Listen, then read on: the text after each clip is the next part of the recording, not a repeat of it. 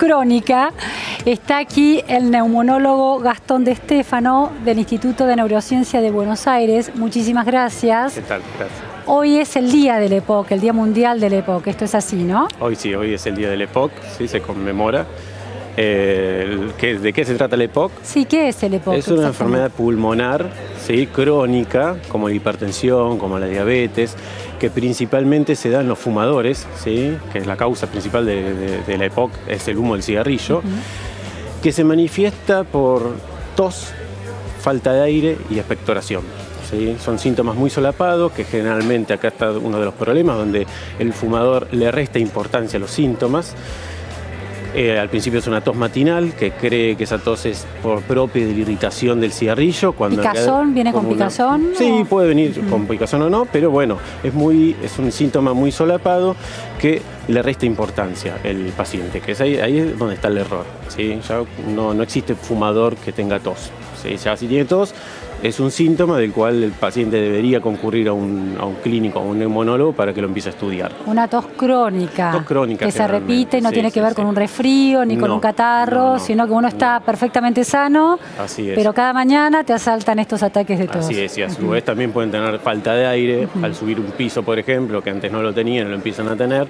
Eso ya son signos de alarma que deben llevar al paciente a concurrir al Gastón, cuando decimos falta de aire, ¿es falta de aire extrema o es estar un poco agitado y no recuperarse rápidamente? ¿Cómo me doy cuenta que efectivamente estoy en un problema? En un principio puede ser una falta de aire extrema y a medida que la enfermedad avanza, ya después a mínimos esfuerzos puede provocar el mismo síntoma. ¿Sí? O sea, esto va en niveles, la enfermedad es desde leve hacia muy severa.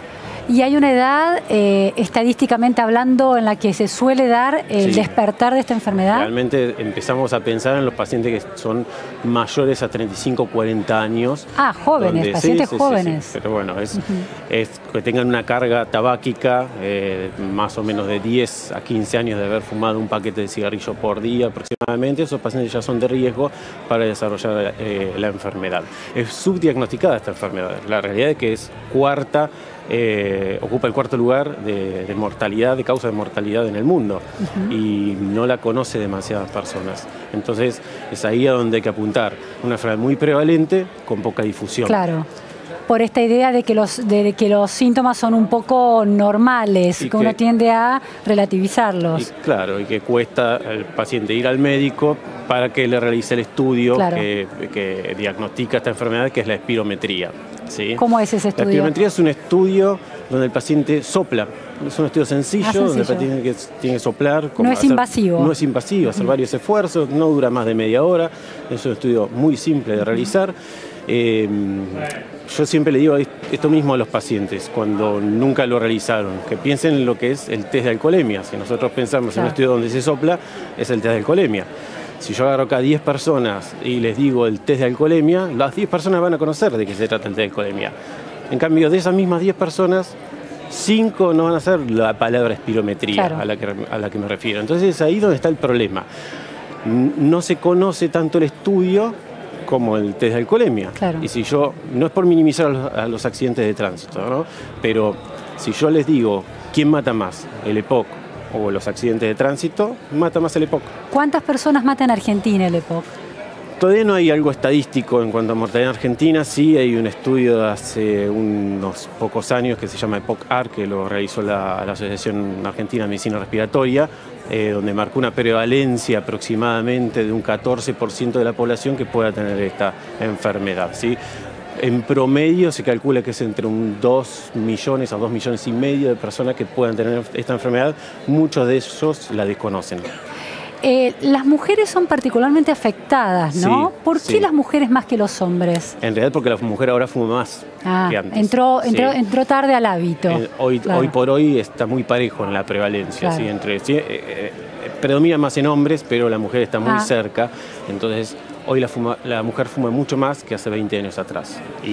¿Qué pasa con los niños que están en ambientes de fumadores, esto que en inglés se llama second hand smoking, ¿no? Los fumadores de segunda mano, de alguna manera? El tabaquismo pasivo. Tabaquismo pasivo, exactamente. Esos chicos son potencialmente pacientes de riesgo en un futuro de desarrollar la enfermedad si se crían en un ambiente donde sus padres fuman y están constantemente expuestos durante muchos años, tienen riesgo de desarrollar la enfermedad. ¿Hay garantías de que si uno no fuma, no va a desarrollar el EPOC?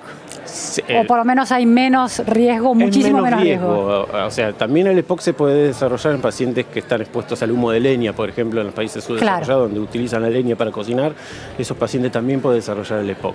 Lo que marca el pronóstico de la enfermedad, lo que cambia el curso de la enfermedad es la cesación tabáquica. Si el paciente deja de fumar en un estadio leve o moderado, ese paciente va a tener una buena evolución de su enfermedad junto a tratamientos como broncodilatadores, corticoides inhalados, que son tratamientos por vía inhalatoria, pueden llevar mejor la sintomatología, pero acá hay que apuntar a la cesación tabáquica. Perfecto. Muchísimas gracias, Gastón. Bueno, importante no fumar para proteger la salud de uno y también de quienes nos rodean. Vamos a otra historia triste. Una ballena, esos animales bellísimos, murió y dentro de su estómago se encontraron 6 kilos de plástico, 115 vasos, bolsas de plástico, filamentos de plástico. El tema de la contaminación de los océanos y cómo impacta